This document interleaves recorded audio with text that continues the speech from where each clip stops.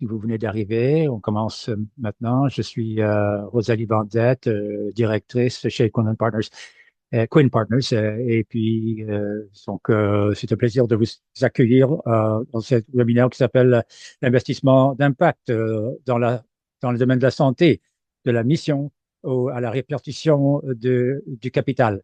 Vous allez donc entendre parler, nous avons des conférenciers de marque qui représentent Healthy Capital, la coalition canadienne, Peach et la Fondation familiale Trottier. Nous avons l'interprétation simultanée que nous pouvons vous offrir en français. Vous n'avez qu'à cliquer sur le bouton interprétation et choisir le français.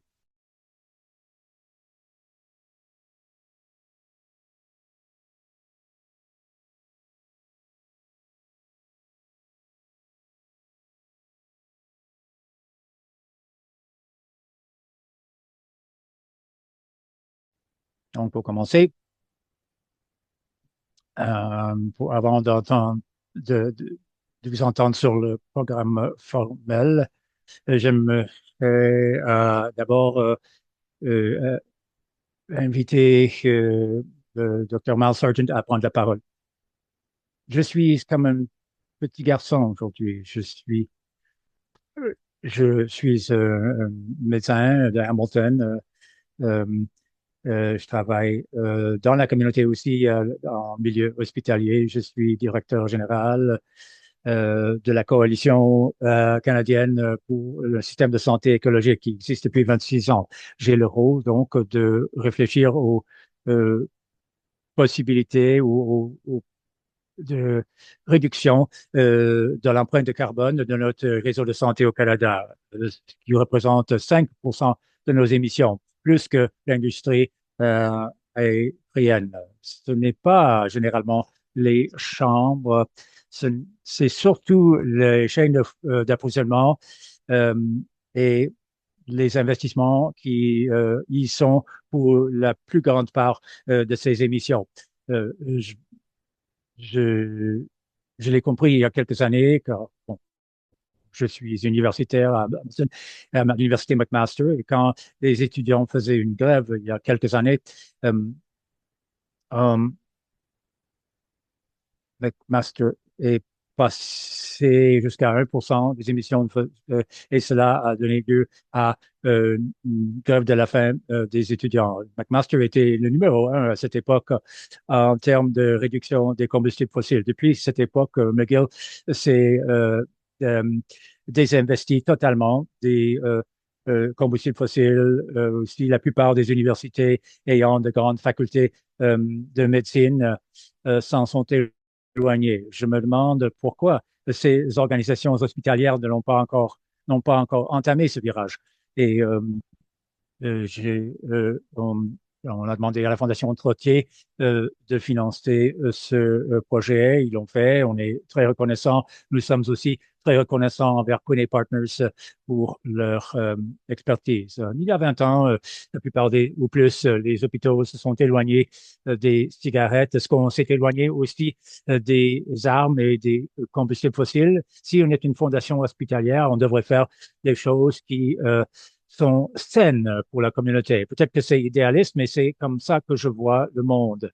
La combustion des combustibles fossiles représente environ 70% des émissions de GES de la planète. La plupart proviennent des combustibles fossiles et j'ai toute une série de documents sur les euh, sur l'effet de ces émissions sur la santé de nos poumons. Nous sommes en train d'organiser des séances d'éducation sur le capital en santé. C'est un programme de 3 ans. On travaille pour essayer de mieux comprendre la nature des investissements durables. Le but de la séance aujourd'hui, c'est de démystifier l'investissement d'impact, de donner, d'équiper le public pour bien comprendre les investissements d'impact et les possibilités permises par ces investissements d'aligner les actions avec la mission. Le risque, le rendement, les pour et les contre Et finalement, quelle devrait être la barre? Où est-ce qu'on devrait établir la barre? Hmm, merci, Miles. Euh, cette séance portera sur l'investissement d'impact, surtout pour les fondations euh, dans le milieu de la santé. Plusieurs de ces fondations sont présentes aujourd'hui. Euh, Nous avons plus de 80 euh, personnes inscrites du secteur. Euh, J'aimerais donc maintenant vous présenter le programme d'aujourd'hui. Comme Miles vous a dit, on aimerait que ce webinaire aide à démystifier l'investissement d'impact. On va prendre donc quelques minutes pour en apprendre davantage en écoutant des experts dans ce domaine. Et ensuite, on va écouter des panélistes qui ont déjà d'expérience et qui vont présenter leur histoire. Nous avons donc euh, des gestionnaires d'actifs qui vont nous aider à comprendre ce processus en nous donnant des exemples pratiques.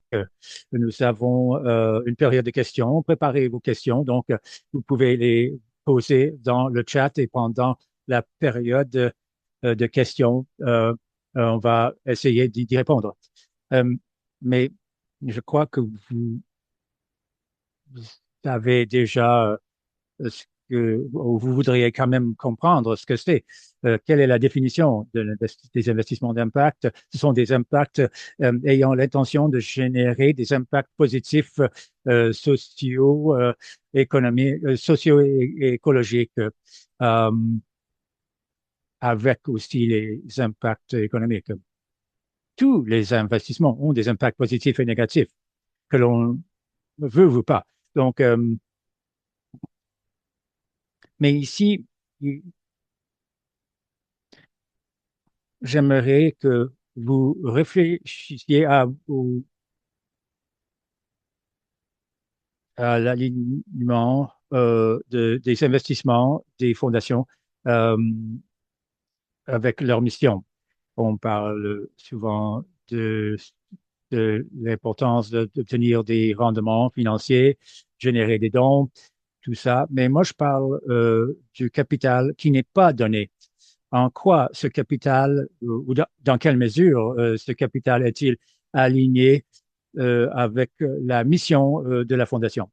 Nous voyons une occasion à saisir pour mieux aligner, euh, euh, pour améliorer cet alignement et obtenir des résultats positifs. J'aimerais donc demander à mon collègue Jason à nous en dire davantage. Il a un cabinet d'investissement d'impact et il a une expertise dans l'élaboration de stratégies pour améliorer délibérément les résultats pour les gens et la planète tout en générant un retour financier. Avant de venir se joindre à Quinn Partners, il était avec un autre centre d'investissement d'impact et il a aussi travaillé avec la Fondation Clinton pour l'allègement de la pauvreté. Euh, Jason, merci beaucoup, Rosalie, et tout le monde d'avoir pris le temps d'être des nôtres aujourd'hui. Merci de m'avoir accueilli, de m'avoir invité. Merci aussi à la coalition d'avoir euh, créé cet espace pour parler des investissements d'impact. Toutes ces fondations hospitalières qui travaillent pour faire avancer les pratiques d'investissement durable. Parlons donc davantage des résultats que l'on peut obtenir par l'entremise des investissements d'impact. Voici quelques chiffres que je vais vous présenter. Euh, Comme Rosalie et Miles vous ont dit, euh, bon, ils ont parlé de l'importance ou du besoin, du grand besoin qu'il y a euh, pour le potentiel de transformation euh, de ces investissements. Pour les gens qui connaissent les ODD, les objectifs de développement durable des Nations Unies, euh, il est estimé qu'il faudra des investissements de 3,7 mille milliards par an afin de répondre ou d'atteindre ces objectifs en matière de pauvreté, d'éducation et aussi de la crise climatique. Il y a donc énormément d'argent qu'il faut investir encore. Mais bon, bien que euh, nous sommes, nous avons maintenant quand même 1,5 mille milliards de dollars d'investis dans ce domaine, mais ce n'est pas suffisant. Il y a encore une grande lacune. Il nous faut encore des investissements. Il y a aussi une plus grande prise de conscience de la part des gens qui voient comment on gère leurs capitaux d'investissement et ils se demandent comment est-ce qu'on peut mieux investir ces capitaux afin d'atteindre ces objectifs. Comme Rosalie a dit, tous les investissements ont des impacts positifs et négatifs. Euh, nous sommes dans un contexte de transfert intergénérationnel de l'argent où un plus grand nombre de jeunes ont accès à d'argent ou à des capitaux qu'ils voudraient investir.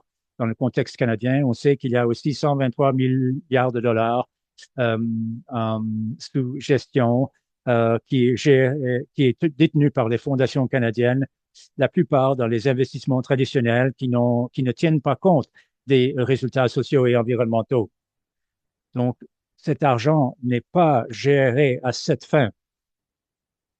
Vous avez peut-être vu une version de ce schéma ailleurs. Bon, mais qu'est-ce que c'est que l'investissement d'impact?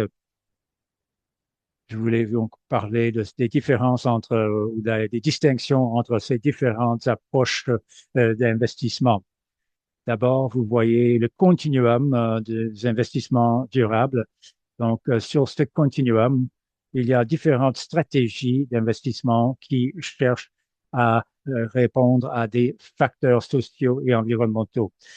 Bon, on veut donc voir quel sera l'impact financier sur votre entreprise, quel sera l'impact des changements climatiques, de la montée du niveau de la mer, des impacts sur la confidentialité des données. Comment est-ce que vous devrez gérer ces risques afin de protéger votre entreprise? Parlons donc, on commence à parler de certains domaines où on peut investir et d'autres où on ne devrait pas investir si on veut quand même courir assez buts. Donc, déplacer le capital vers certains domaines, par exemple les soins de santé, l'éducation, le climat, énergie renouvelable.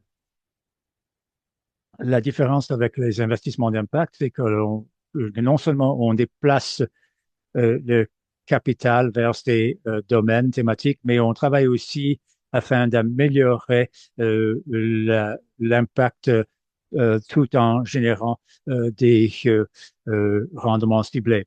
Il y a cet effort qui, au-delà de l'investissement dans ces domaines, pour s'assurer que les résultats sont effectivement obtenus. Euh, on veut non seulement améliorer le rendement de votre portefeuille, mais aussi l'efficacité de votre capital dans la résolution de ces problèmes.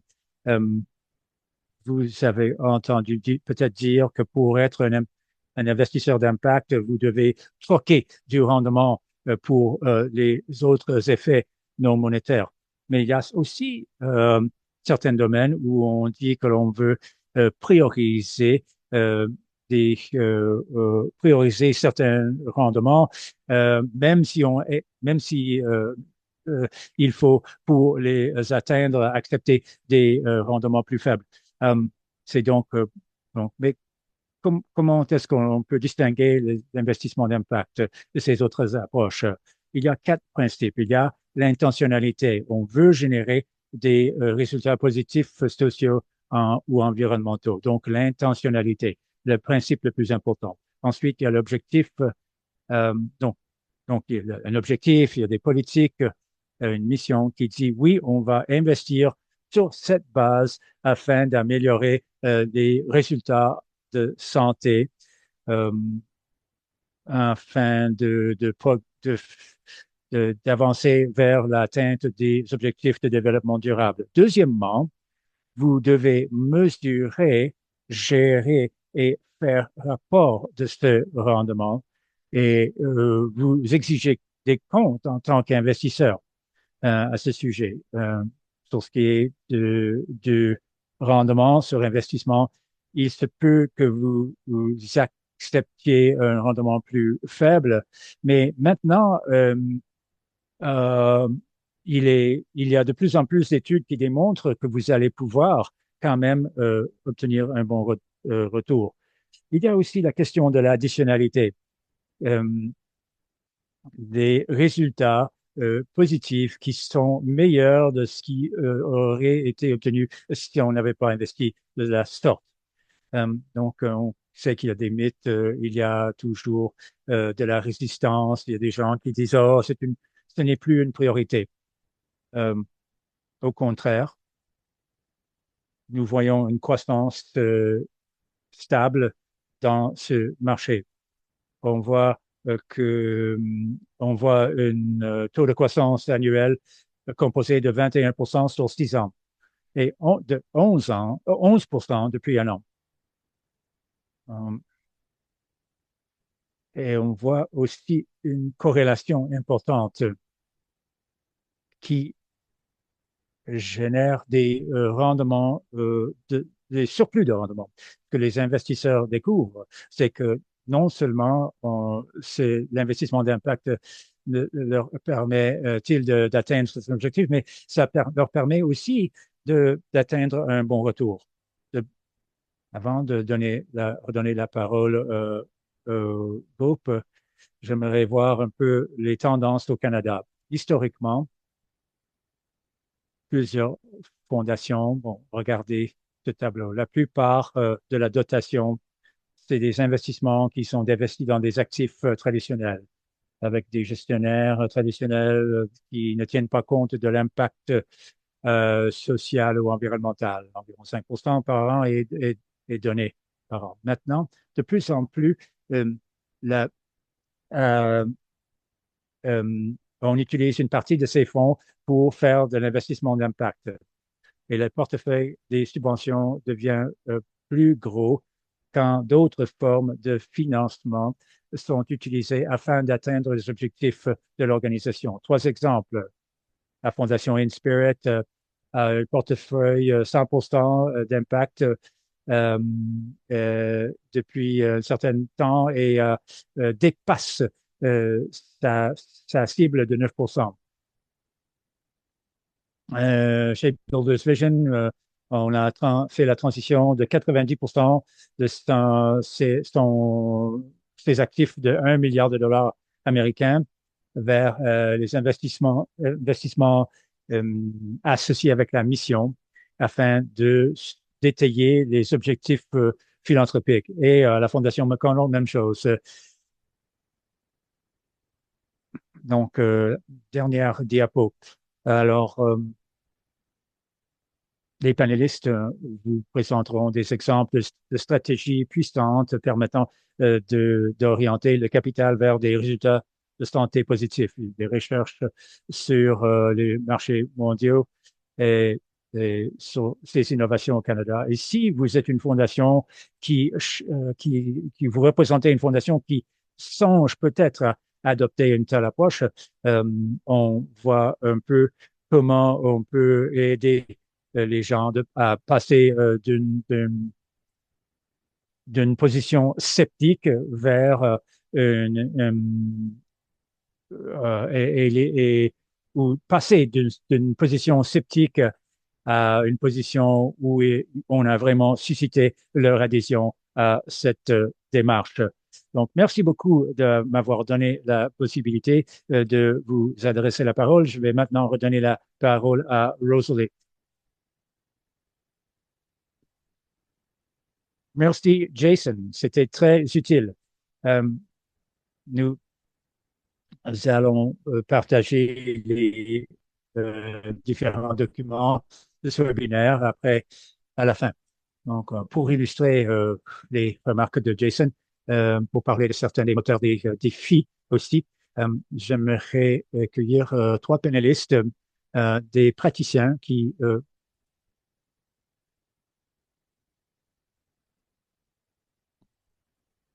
sont, qui euh, se ce sont des gens qui sont impliqués dans le secteur de différentes façons. Vous voyez leur nom. Nous avons Catherine Wertzman, qui est euh, directrice chez Amplify Capital, euh, qui est une plateforme d'investissement. Michael Massa, il a fondé aussi une firme. Oh non, pardon, Catherine a fondé une firme à Toronto et, un autre fonds, Morris, en 2015. Elle a 25 ans d'expérience dans la gestion du capital de risque. Ensuite, nous avons Donna Parr qui de Cross-Border Impact Ventures. Donc, c'est un fonds qui s'intéresse à la commercialisation de technologies médicales pour la santé des femmes et des enfants. Elle a 30 ans d'expérience dans ce domaine, dans l'investissement à risque et, et aussi elle est active dans une nouvelle entreprise qui a développé un appareil dans le domaine de la santé cardiovasculaire. Et Michael Matza, qui est le directeur général de la Fondation Terry Fox et qui a 25 ans d'expérience de leadership dans le domaine des ONG du secteur de la santé. Avant de se joindre à la Fondation Terry Fox, il avait un rôle de leadership euh, à des organisations comme la Société canadienne du cancer et la Fondation Renaissance. Et il a aussi l'expérience dans les stratégies de gouvernance à but non lucratif. Euh, Merci. Bienvenue, Michael. Donc, j'aimerais que les participants euh, euh, soient vus en mode galerie. Merci. Donc, maintenant, expliquez-nous pourquoi ces résultats et ces possibilités dans le domaine de la santé ont précipité cette action ou ont orienté certains de vos fonds, ont fait en sorte que vos fonds soient, dans une certaine mesure, soient orientés vers euh, cet objectif. Merci beaucoup, Rosalie. C'est un plaisir d'être ici. En 2016 ou 2015, quand on euh, conceptualisait le fonds, on s'est demandé quelles sont les forces du Canada. Cela nous a permis un peu de rétrécir nos visées. On, a, on avait donc une certaine euh, force concurrentielle dans le domaine de la recherche et développement. Et on a regardé quels sont les aspects fondamentaux. Et, et là, on s'est dit, bon, il y a beaucoup de choses qui se passent dans le domaine de la recherche en matière de santé juste à la porte. Et, et c'est pour cela que l'on a choisi de travailler dans ce domaine. Et la santé est essentielle. C'est la fondation euh, de tout. On ne peut pas apprendre si on n'est pas en santé. On ne peut pas non plus capter le carbone. Donc, l'occasion représentée par la santé est énorme. Tout le monde veut sa santé. Ce n'est pas facultatif. Il y a beaucoup d'intérêt de la part des parties prenantes, le gouvernement aussi, une société en santé paye plus d'impôts et les personnes aussi s'y intéressent. Tout le monde va dépenser sur sa propre santé. Et bien sûr, on a vu le problème, on a vu un problème. Les coûts associés avec la santé sont à la hausse et on n'obtient pas toujours les services nécessaires au moment voulu. On a vu un défi aussi, celui-là. Cela nous a permis donc facilement de choisir le domaine de la santé comme domaine d'investissement. Donna? Bon, je vais raconter une anecdote moi aussi. Nous aussi, on a examiné la possibilité d'investir dans la santé. Um, il y a une organisation qui a, Grand Challenges Canada, qui a investi plus d'1 milliard de dollars, souvent de la part du gouvernement, dans des euh, euh, technologies médicales. On leur demandait est-ce qu'on pourrait plus réfléchir à utiliser les savoirs propres plutôt que les investissements. Donc, on, on parlait d'abord de la santé des femmes et des enfants. La plupart des technologies avant la dernière décennie portaient sur la santé des hommes. Les technologies pour enfants étaient surtout des technologies mal adaptées qui étaient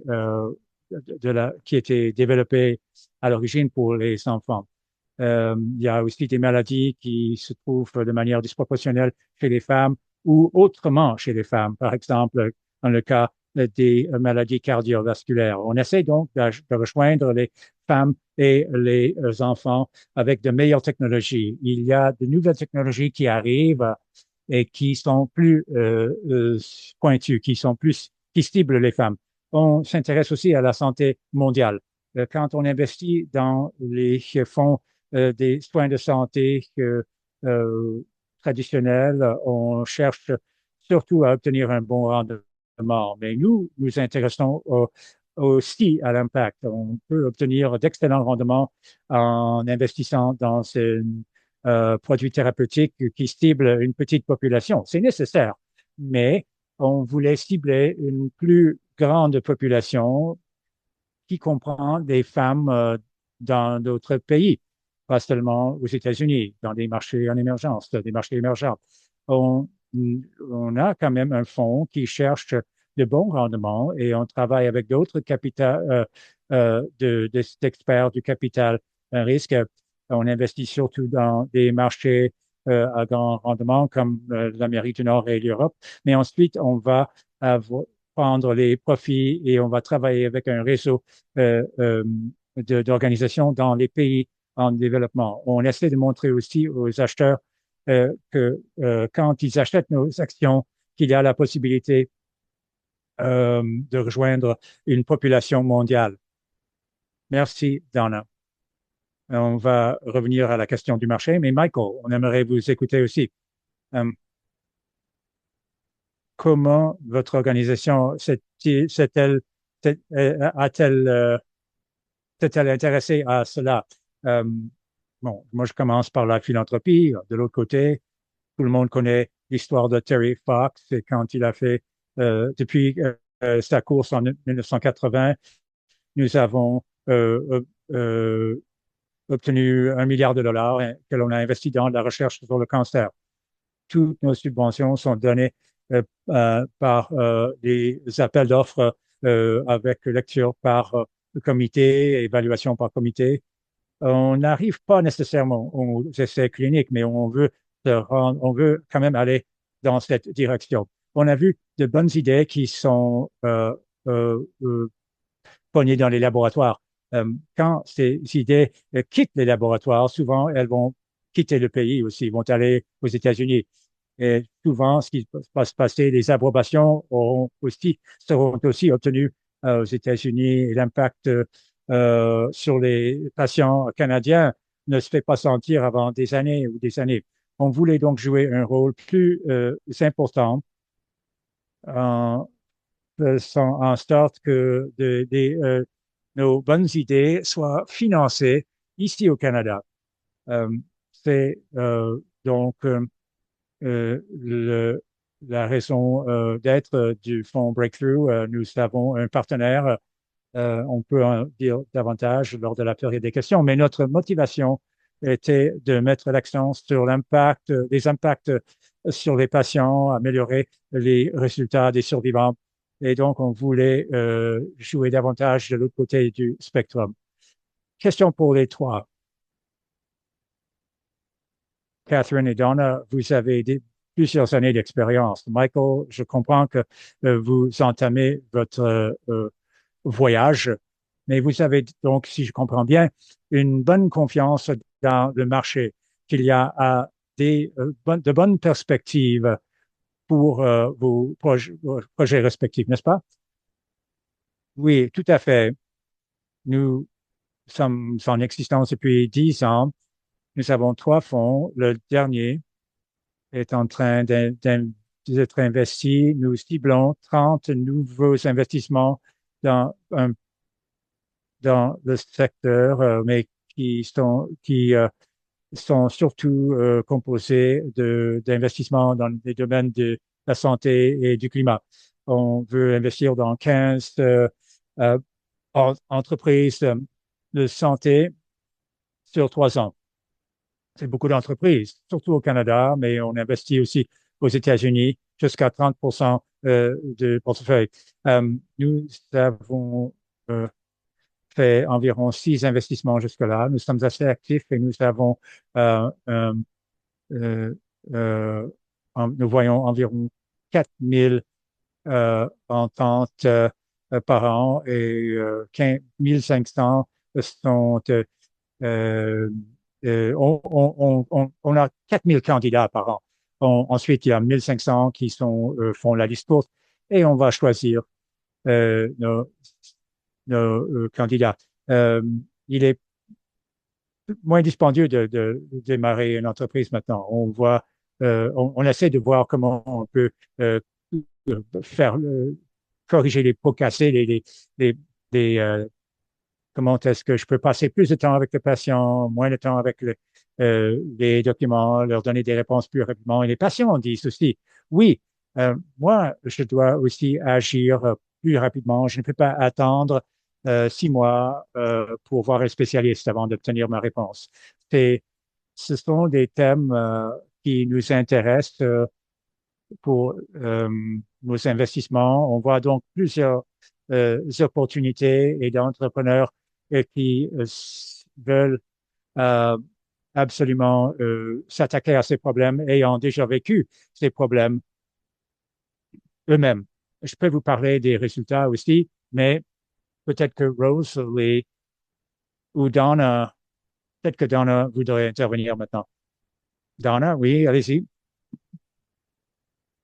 Parlez-nous davantage des résultats. Je m'attendais à vous entendre dire que le marché offre toutes sortes de possibilités. Oui, c'est ça. Nous, notre premier fonds était terminé à 90 000 millions de dollars américains. Maintenant, celui-ci va être constitué de 125 millions de dollars. Nous sommes ravis de la qualité des investissements que nous avons vus. Comme Catherine dit, on voit un grand volume d'ententes possibles. On voit plusieurs des entreprises qui ont des équipes de gestion mûres. Ce sont des entreprises où c'est un entrepreneur qui revient au marché et qui a déjà une bonne expérience. Ce sont des équipes très fortes.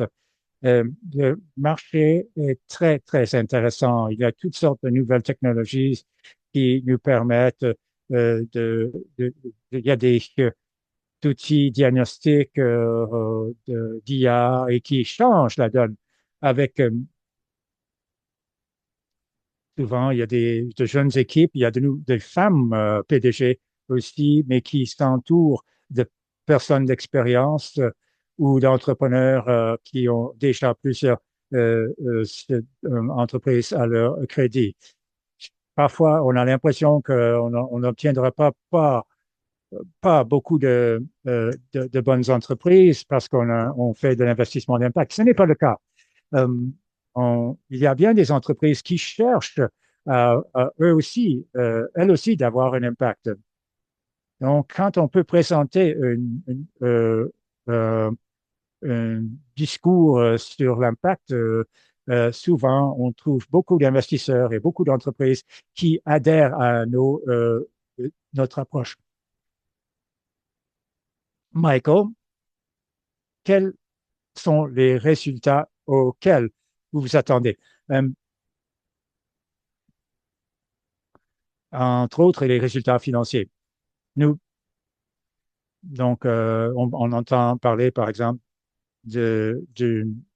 de ce virage vers les investissements. Oui, moi, je suis très intéressé par les nouveaux marchés, l'état des marchés. La Banque royale du Canada vient de produire un rapport qui parle des opportunités dans le secteur de la santé et nous sommes en train de créer un réseau, le réseau Marathon de l'Espoir, une collaboration qui vise à utiliser les données et les technologies pour mettre en œuvre des idées. On a 55 universités et hôpitaux qui ont euh, des données communes et que cela va générer euh, de données génomiques et cela va créer de nouvelles idées afin de mieux comprendre les cibles et les informations. On va utiliser les données donc pour réaliser nos idées, nos projets. Je pense que dans la prochaine décennie, les occasions seront énormes, euh, très significatives.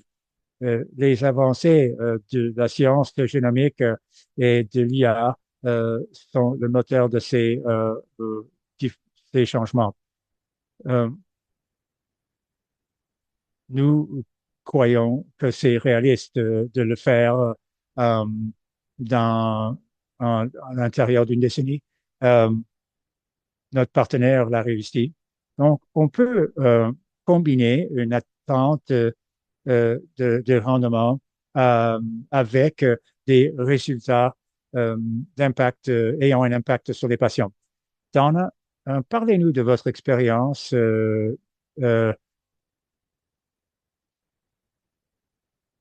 on- lors de notre prochaine ronde. On n'avait qu'une seule sortie. On est en train d'investir au moment de l'approbation réglementaire des entreprises. Il faut mettre donc quelques années pour lancer le produit sur le marché, pour démontrer aux acheteurs les bien fondés de la technologie. Notre première sortie est arrivée à la fin de la première année des investissements. Nous sommes rendus à un moment où il y aura de nouvelles sorties dans la prochaine année et c'est un bon moment. Tout le monde dit qu'ils aimeraient que les résultats se réalisent en 3 ans, mais généralement, moi, je dirais que c'est plus 5 ans. Parce que rendu la période, au moment de la commercialisation, vous devez donc faire une percée dans le marché, vous devez présenter des preuves d'adoption, vous devez obtenir les preuves aussi de l'efficacité. On doit donc montrer tout cela aux acheteurs. Les acheteurs sont un peu lents. On s'attend donc à un facteur de multiplication de 3, non pas de 10.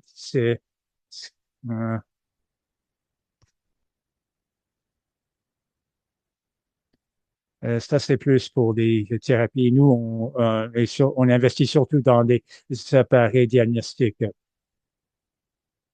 Catherine,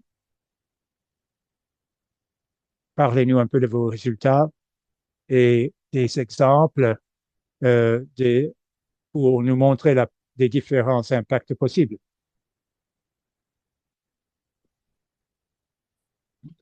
Moi, j'ai 30 ans d'expérience d'investissement et je comprends en venant du secteur privé euh, qu'il faut présenter un rendement, sinon c'est une œuvre de bienfaisance.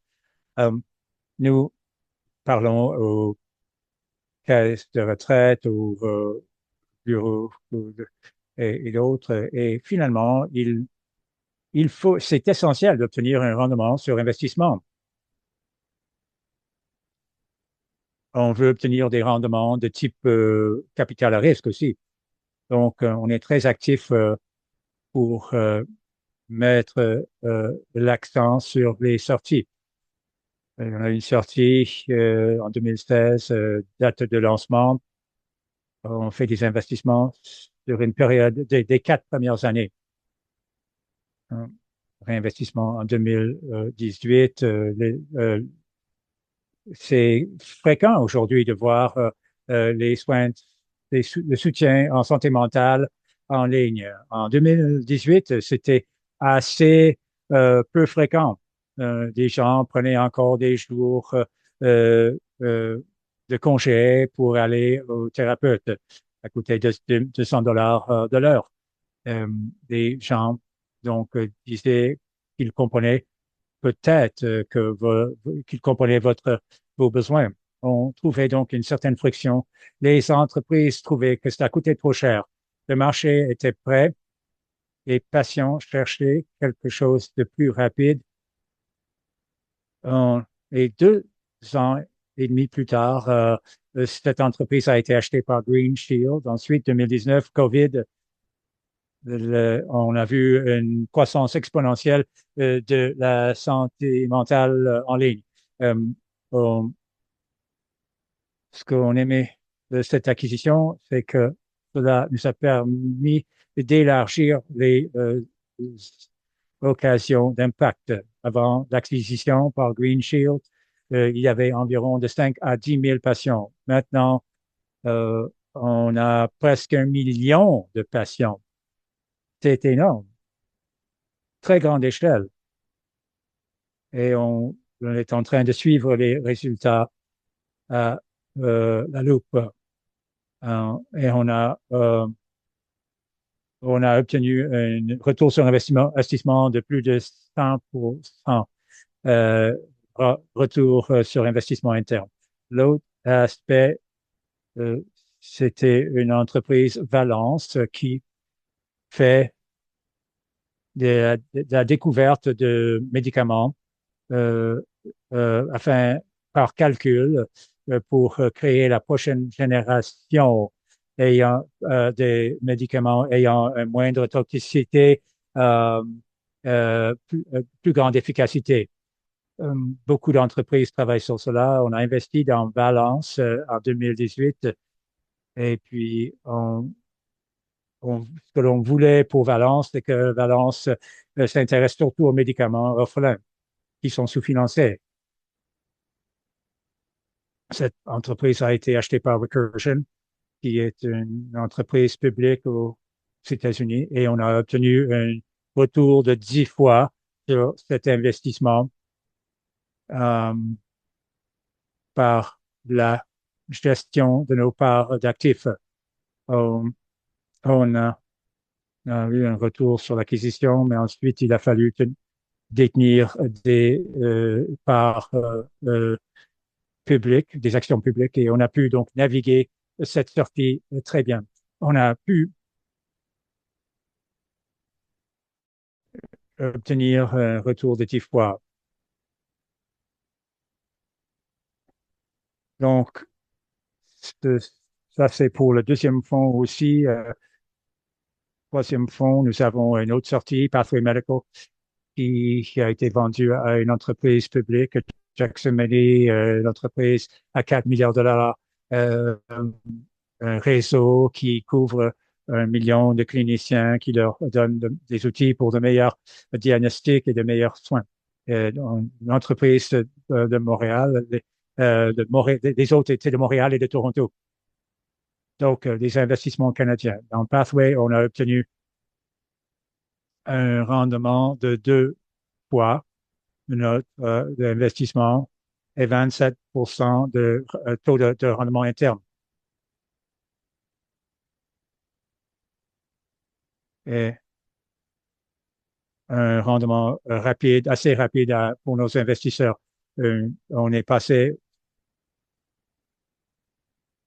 à des 1000 cliniciens à plus de millions. Bon, je vois qu'il y a des occasions à saisir. Nous recevons déjà des questions. Envoyez-nous vos questions, Donna. Euh,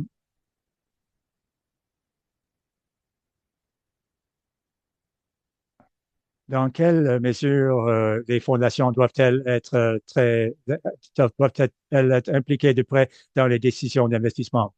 Si vous êtes dans un fonds comme le nôtre, on prend les décisions d'investissement. Vous, on reste en communication avec vous trimestriellement. On vous donne beaucoup d'informations sur les investissements Parfois, on a collaboré avec des investisseurs intéressés. Par exemple, Jane Jay, on travaille avec elle sur la diligence J et J, euh, sur la diligence raisonnable pour parler de l'état du marché. Quels sont les compétiteurs? On a travaillé avec une fondation hospitalière au Royaume-Uni, un investisseur. On a travaillé sur la diligence de plusieurs produits. Qu'est-ce qu'il nous faudrait pour atteindre l'adoption? Est-ce qu'on peut travailler avec votre hôpital pour réaliser un essai? Chaque entreprise qui euh, pa- passe à l'étape de la commercialisation doit travailler avec l'acheteur potentiel. Si c'est les hôpitaux, bon, il faut travailler avec les hôpitaux pour obtenir leur rétroaction sur le produit et son utilisation. On a parlé donc avec cette fondation pour la possibilité de faire des essais de notre produit.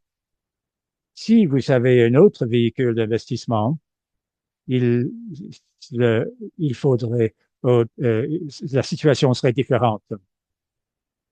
Michael, oui, euh, c'était une décision très délibérée de notre part. Il était important que l'on ne voulait pas participer dans la prise de décision euh, sur les différentes entreprises. Ce n'est pas notre expertise. Ce que l'on fait avec c'est qu'on a de bonnes relations avec les euh, leaders d'opinion, les scientifiques partout au Canada. Donc, on comprend un peu ce qui se passe sur le terrain et donc on va acheminer cette information à notre investisseur de fonds et c'est à lui de faire le travail. Ça, c'est important. Euh, il est important pour nous de rester dans notre voie et de faire ce que l'on fait le mieux. J'allais justement vous demander, vous poser une question d'un participant qui parle de les fondations. Comment est-ce que les fondations s'assurent d'avoir les expertises nécessaires pour naviguer le domaine de l'investissement d'impact et comment est-ce que vous le faites? Bon, pour nous, on parle de collaboration transsectorielle au Canada. C'est assez nouveau. On a ce fonds de capital risque. Chacun a ses compétences, c'est son expertise. Nous avons le fonds pour les percées dans le domaine du cancer et, et cela nous donne des économies d'échelle. On- Toute l'équipe est en train maintenant d'examiner environ 1000 achats par an. Euh, Notre décision était de trouver un partenariat, faire un investissement et de participer d'une manière qui leur permet de faire le travail pour lequel ils sont qualifiés. Il y a aussi l'équipe trouve qu'elle n'a pas les compétences nécessaires pour investir dans un fonds. Il y a aussi des fonds qui sont spécialisés en soins de santé ou en impact au Canada. Il y a Rally qui peut faire des mandats individuels ou plus larges, plus diversifiés. Ou en Europe et aux États-Unis, de telles organisations existent aussi et qui offrent une expertise en diversification si l'équipe interne ne se sent pas à l'aise de le faire. Moi, j'ai un comité d'investissement qui a cette perspective sur la gouvernance pour qui va toujours euh, euh, corriger le cap. Peut-on dire donc que du point de vue des fondations, qu'une bonne partie de tout cela se passe au niveau de la gouvernance, la structure d'investissement, la politique d'investissement que l'on va avoir, que l'on va déterminer la distribution des classes d'actifs. Ici, on sait que l'investissement d'impact est possible dans d'autres classes d'actifs. Comme Jason disait au tout début, l'une des premières étapes de l'investissement d'impact, c'est de tenir ces échanges au niveau de la gouvernance. Michael, pouvez-vous nous en dire plus sur les défis au chapitre de la gouvernance? C'était un processus assez long, surtout au niveau de la gouvernance. J'ai travaillé avec mon conseil d'administration sur le concept, sur notre comité consultatif sur les investissements, les conflits d'intérêts, l'atténuation de risques, tous ces facteurs importants que la fondation dont la fondation doit tenir compte avant de se lancer dans l'investissement d'impact. Mais une fois rendu là, on a conclu notre partenariat et voilà, on était en affaires. Donna et Catherine, que pouvez-vous nous dire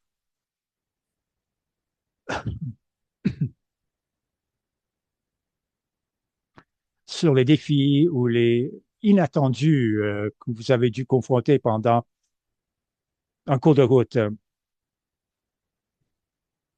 Du côté du capital à risque, bon, euh, c'est toujours la même chose. Vous avez l'IA qui change beaucoup de choses. Donc, euh,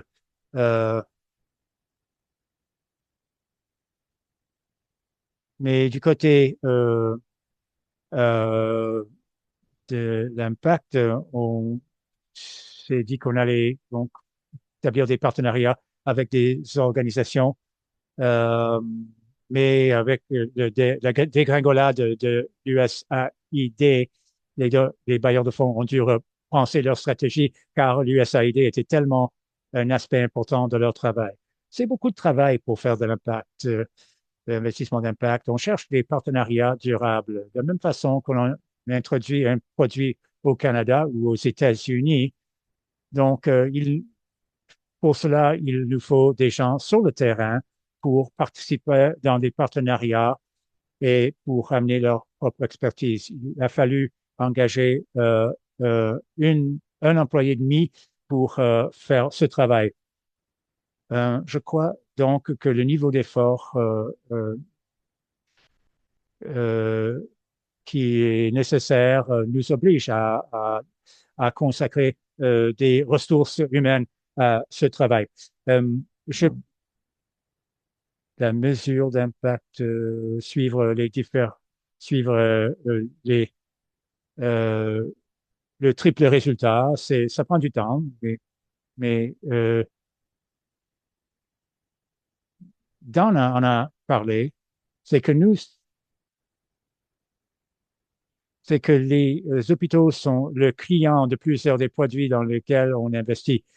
Vous avez beaucoup de valeur qui est non exploitée.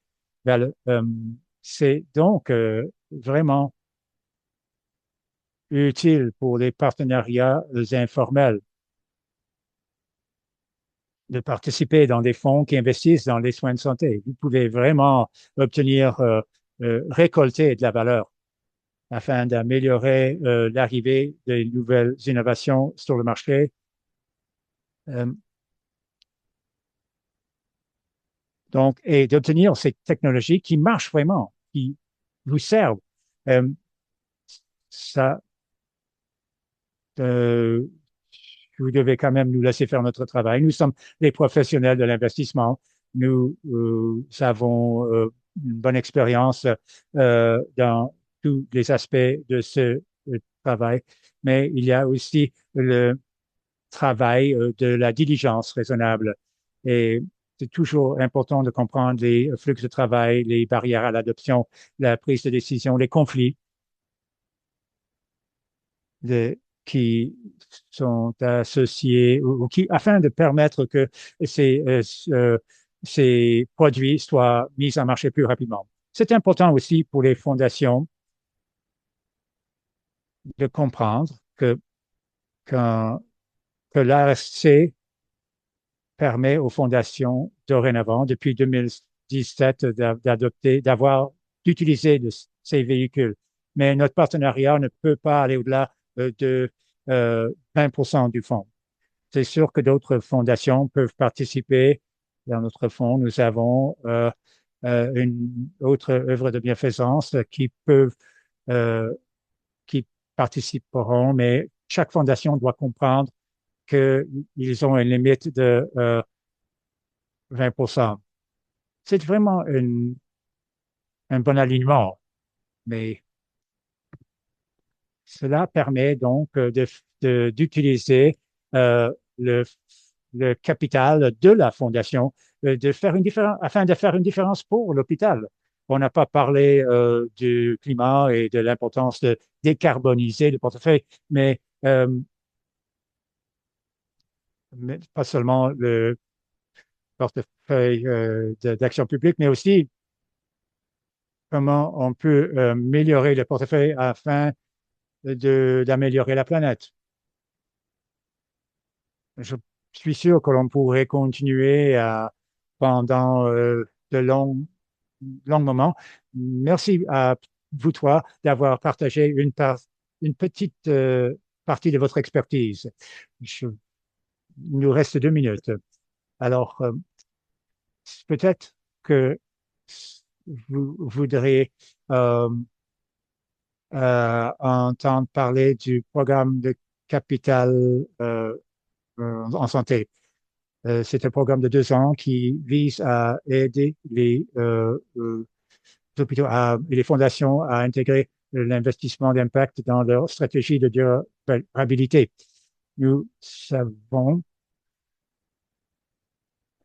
que nous avons un partenariat avec Pitch, l'initiative sur le droit climatique, Coordinate Partners, Fondation familiale Chartier et Pitch, ainsi que la coalition. Nous avons donc nous allons proposer une série euh, de séances d'impact, de séances euh, de webinaires. Nous allons lancer de nouveaux outils. On vous indiquera où on peut trouver ces outils sur le site web. Et si vous aimeriez en savoir davantage sur la durabilité, dont l'investissement d'impact,